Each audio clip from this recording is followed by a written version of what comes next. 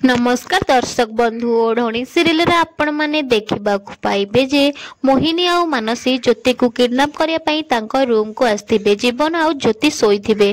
जेतेबेले से माने ज्योति को किडनैप करिया को आसीबे तो सेतेबेले ज्योति उठी जिबे। सेति पई मोहिनी आ मानसी लुचि जिबे। ज्योति उठी की पानी पीबा को जिबे। पानी पी सारी जेतेबेले से बेड रे बसिबे मोहिनी को से बेड पछपटे देखि देबे।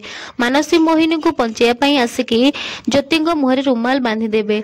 आ ज्योति निज को बंचेबा पई जीवन को हाथ बढ़ुथिबे हेले मानसी ज्योति हाथ को धरी पकेबे। आ से दी जने मिसिकी ज्योति को रूम रु नेकी चली जिबे।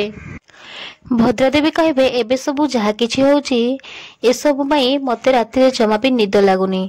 संध्या कहे कि हाँ माँ ए सबू एमिति हठात आम घर शांति कुआडे उभे जिबा लगी मते किछि भल लागुनी।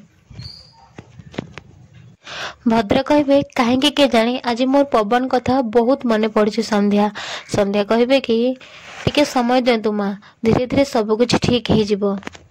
एपटे मोहिनी आ मानसी जेते बेले ज्योति को लेकिन आसवे भद्रा आ संध्या से एपटे पहुंची जा से दी जन से देखिदेवे।